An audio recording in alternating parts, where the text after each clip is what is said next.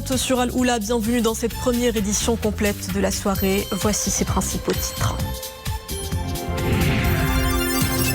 La refonte du système de santé prend forme. En ligne de mire de ce chantier sociétal d'envergure, la mise à niveau des CHU. Ces mégastructures de soins feront bientôt peau neuve, bâtiments, équipements médicaux. Les plateaux techniques de ces hôpitaux feront l'objet de modernisation. Une convention cadre a été signée à cet effet, un tournant décisif dans la réforme du système de santé. Mobilisation générale de la diaspora marocaine établie en Outre-Manche. Les Marocains du Royaume-Uni défendent l'accord d'association qui lie le Maroc et leur pays d'accueil. Une barrière aux manœuvres ourdies par les ennemis de l'intégrité territoriale du Royaume auprès de la justice britannique. Que sont devenues les porteuses de marchandises de Bab Sibta ? 2 ans après la fermeture du passage, plusieurs de ces filles et femmes ont bénéficié d'autres moyens de subsistance. Nous le verrons dans une unité de recyclage de vêtements à Tétouan, où plus de 80 femmes ont signé le renouvellement de leur contrat de travail. Bonsoir, le Conseil de gouvernement à la une de ce journal. Plusieurs projets de décret adoptés lors de la réunion de ce jeudi sous la présidence du chef de gouvernement Aziz Akhnouch.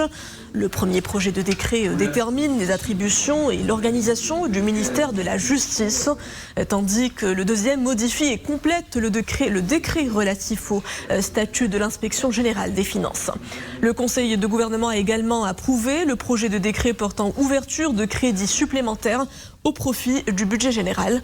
Le gouvernement décide donc d'ouvrir des crédits supplémentaires d'un montant de 12 milliards de dirhams, et ce en application des dispositions de l'article 60 de la loi organique relative à la loi de finances. La refonte du système de santé avance à un rythme soutenu. Ce chantier de règne s'apprête à franchir une étape de géant. On parle désormais d'une réorganisation de l'offre de santé. L'ensemble des centres hospitaliers universitaires du Royaume sont concernés par une mise à niveau des bâtiments et des équipements. L'objectif étant de dispenser aux citoyens des prestations de santé de qualité et répondant aux normes de prise en charge internationales. Une convention cadre a été signée à cet effet entre le ministre de tutelle et les directeurs des 6 CHU du Royaume. Mohamed Elchkar.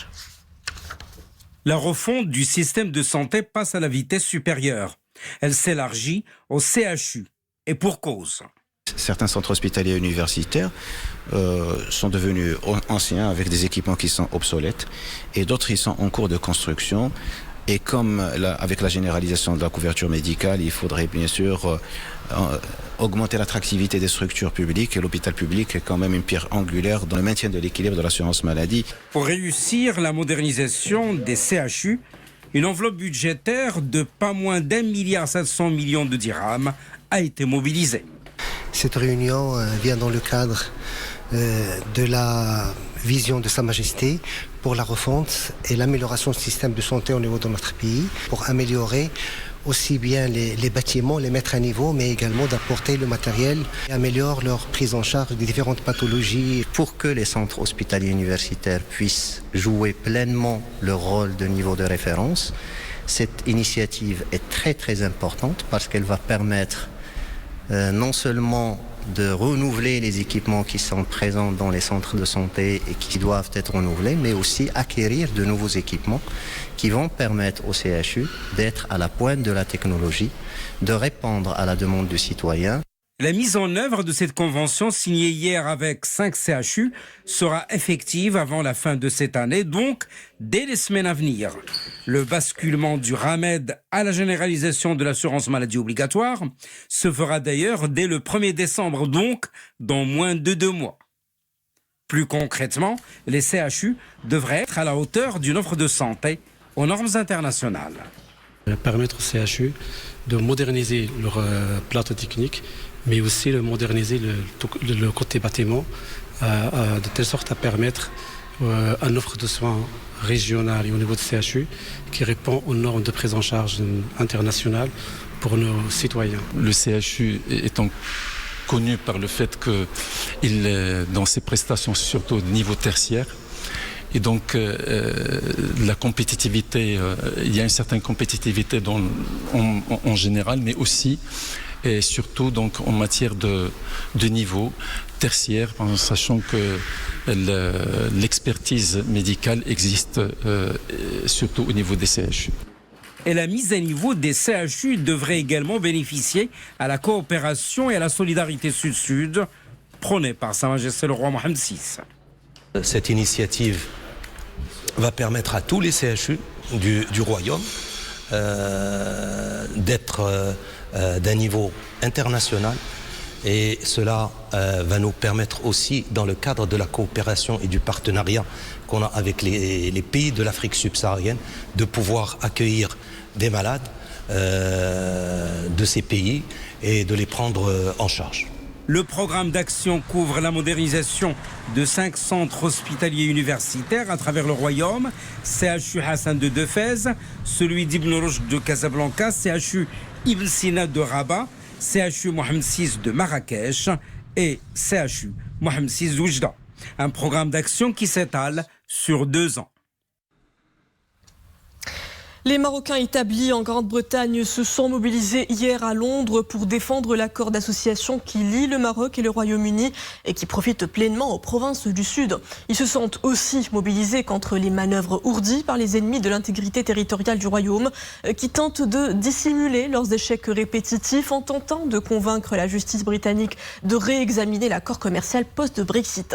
Accord conclu et soutenu par les 2 royaumes.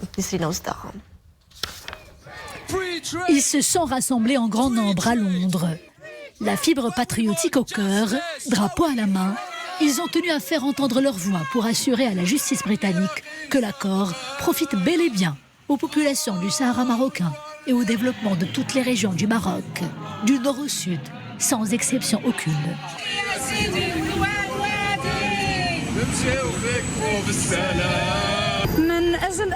Pour le développement du Maroc et de toutes ces régions, il est important de conclure des accords d'association avec la Grande-Bretagne.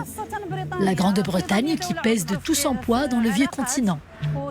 Et pour nous, il faut impérativement préserver le partenariat stratégique entre le Maroc et la Grande-Bretagne. Mieux encore, capitaliser sur ses acquis et les consolider.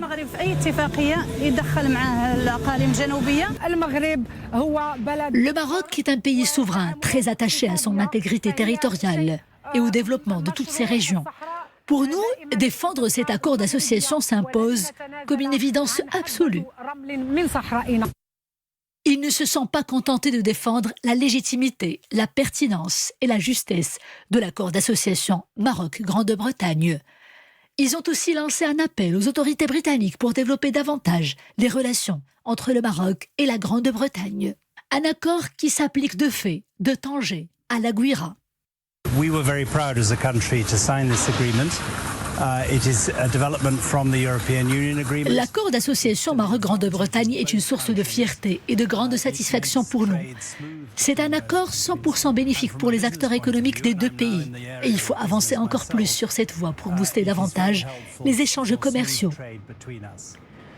Pour nous, la position de leader qu'occupe le Maroc en Afrique est une grande opportunité pour les hommes d'affaires de Grande-Bretagne.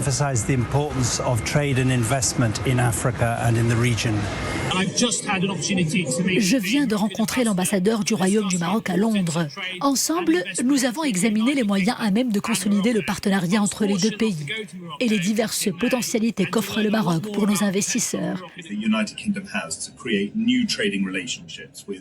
La coopération économique Maroc-Grande-Bretagne est très prometteuse. La Grande-Bretagne cherche à développer de nouveaux partenariats dans le secteur industriel. Et grâce à sa stabilité et à ses avantages fiscaux, le Maroc est une destination d'affaires très prometteuse. Autre message fort transmis par les Marocains de Grande-Bretagne, l'importance de se protéger contre la menace que représentent les séparatistes pour la stabilité de toute l'Afrique du Nord.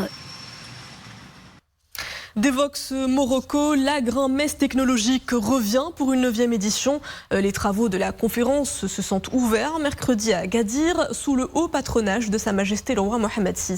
En marge de l'événement, une batterie d'accords ont été ratifiés. Plus d'éléments en compagnie de Boubkar Mghabret, Hijbtam et Abdrahim Filoul. Elle figure parmi les rencontres majeures au niveau mondial dans les domaines du digital et de la numérisation. La 9e édition de la conférence Devox Marocco se veut une plateforme d'échange et de réseautage entre entreprises, professionnels du secteur et universitaires opérant dans le domaine des technologies de l'information. Aujourd'hui, on ramène les meilleurs conférenciers du monde. On ramène des personnes de GAFA, de Facebook, de Twitter, etc. Donc c'est la valeur ajoutée pour venir, pour inspirer les jeunes. L'événement il se positionne principalement depuis longtemps pour inculquer la culture du code. Donc c'est notre première édition, c'était depuis 2012 et bien avant tout un travail communautaire pour valoriser le métier du développeur et le travail de développeur comme quelqu'un de créateur de valeur, de technologie, etc. Je viens exposer mes recherches sur les techniques de programmation du digital. Il était important que je prenne part à cette 9e édition de Devox Marocco. La rencontre a été marquée par la signature de 3 conventions portant sur le développement de l'écosystème du numérique et de la promotion de la formation et de l'offre de l'emploi au profit des jeunes exerçant dans le domaine du numérique au niveau de la région Souss-Massa. La plupart de ces jeunes pourront bénéficier de cette formation pour améliorer leurs connaissances dans le domaine du numérique. 4 grandes firmes internationales s'engagent à embaucher 80% de ces jeunes après leur formation.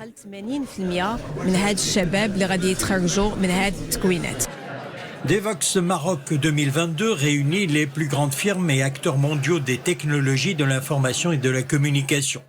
L'occasion de présenter l'expérience marocaine dans ce domaine et les atouts du Maroc en matière de transformation numérique. Escale à présent à Midelt, la perle du Sud, la perle du Moyen Atlas, où il fait bon se ressourcer et surtout goûter à ces roses et à ces fruitières aux 1000 vertus. Midelt continue de séduire des touristes d'ici et d'ailleurs. La saison est semble-t-il parfaite aussi pour des virées en montagne. Immersion avec Malia Aouad et Ahmed El Fadeli. Plus qu'une simple escale avant de rejoindre les grandes villes du sud marocain, la région de Midelt compte de nombreux atouts. Une région fruitière dans laquelle la pomme se cuisine sous toutes ses formes, mais aussi un vaste espace de randonnée et de trekking. Je suis américaine et c'est la première fois que je visite le Maroc. Je trouve que cette région est fascinante.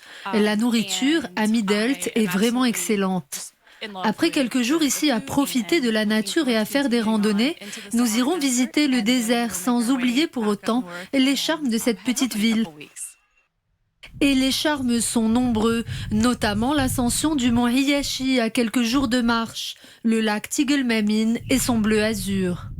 Nous nous sommes arrêtés quelques jours à Midelt et je dois dire que c'est une merveilleuse découverte, tant sur le point gustatif que sur le plan sportif. Visiter Midelt et s'y arrêter pour prendre le temps, méditer, s'imprégner des paysages comme s'il s'agissait d'une photographie mentale. Marcher, marcher encore et laisser la magie faire le reste. Puis, au bout de l'effort, la nature offre ce qu'elle a de plus beau. J'aime visiter et découvrir un pays en faisant de la randonnée et du trekking.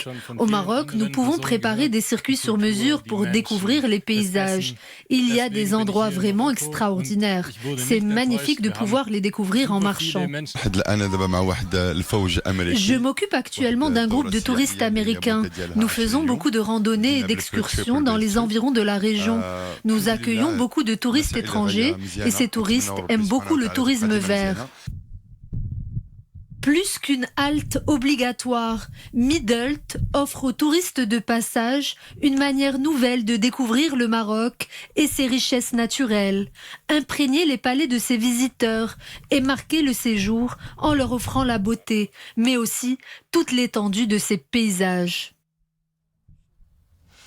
Il y a 2 ans, alors que le point de passage de Bab Sebta a été interdit à la circulation, plusieurs centaines de femmes actives dans la contrebande de vivrières s'étaient retrouvées au chômage.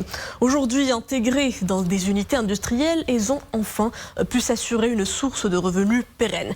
À Tétouan, ces anciennes porteuses de marchandises ont pu renouveler leur contrat de travail. Regardons avec Ablaï Gnounif, Nachakar Alaoui, Zakaria Moukin Billah et Boubkar Babarita. Depuis 2 ans, ces femmes travaillent dans cette unité de recyclage de vêtements à Tétouan. Aujourd'hui, elles signent le renouvellement de leur contrat de travail pour 6 mois supplémentaires. Auparavant actives dans la contrebande vivrière, ces femmes se sont retrouvées du jour au lendemain sans aucune ressource de revenus. Aujourd'hui, leur situation s'est nettement améliorée. Je suis là depuis le démarrage de cette unité. Notre vie a beaucoup changé. Aujourd'hui, je signe mon 4e contrat. Cela nous réjouit.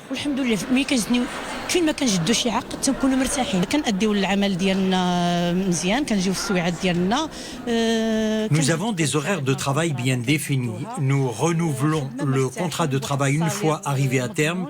Il y a de bonnes conditions de travail. Le salaire est correct et le plus important, c'est que nous avons une sécurité sociale. La plupart de ces salariés ont été recrutés durant la période de crise sanitaire dans le sillage de la fermeture du point de passage de Bab Sibta.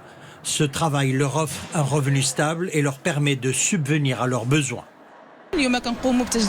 Nous employons près de 80 femmes depuis 2 ans. Ces contrats de travail garantissent les droits des salariés et la continuité de l'activité au niveau de notre unité. Cette solution d'inclusion économique porte ses fruits, plusieurs unités industrielles ayant vu le jour dans la province de Tétouan. Elle a été primée pour le courage de son œuvre autobiographique à 82 ans. La Française Annie Ernaux s'est vue décerner le Nobel de littérature. Annie Ernaux, une figure féministe, autrice d'une vingtaine d'ouvrages.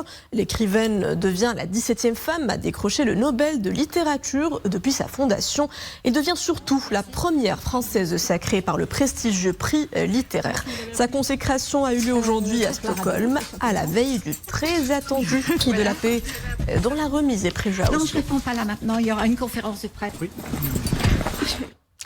Cap sur l'Égypte, plus précisément le Vélodrome international du Stade du Caire, où l'équipe marocaine de cyclisme a été primée de 3 médailles, dont 2 en or et 1 en bronze. La championne arabe et africaine dans la catégorie junior fille, Raja Shakir, a glané le métal précieux aux épreuves du scratch et du 500 mètres, tandis que la médaille de bronze a été remportée par Mohamed Najib Sambouli dans l'épreuve du scratch junior garçon. Voyons à présent notre page culturelle, le jazz au Sheila, qui a déjà pris fin.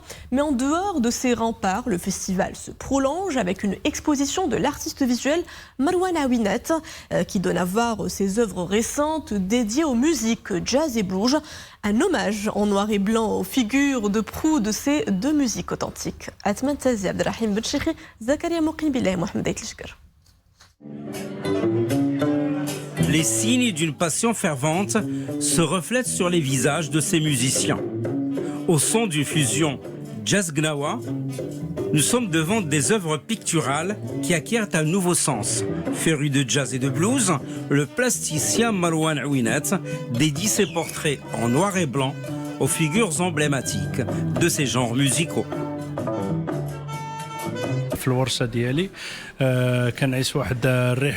Dans mon atelier, je vis une grande aventure avec le jazz. Je pratiquais de la musique auparavant. Je suis allé en Côte d'Ivoire et là, je découvrais l'Afrique, ce berceau de nombreux artistes qui ont excellé dans l'art du jazz.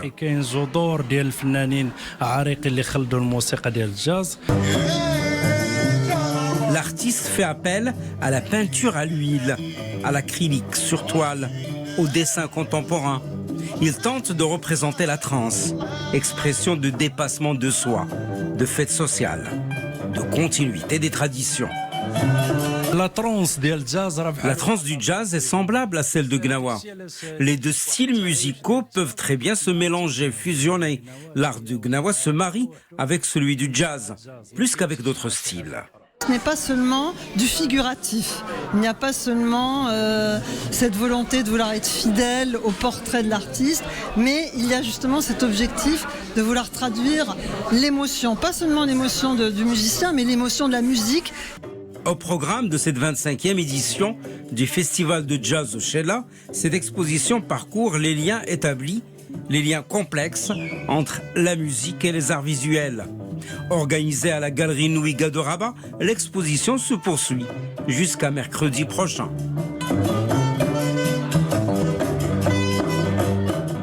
que s'achève cette édition. Merci à vous de l'avoir suivi. À 20h30, le retour de l'information avec le journal Raïsia. Excellente suite des programmes à tous sur Al-Oula.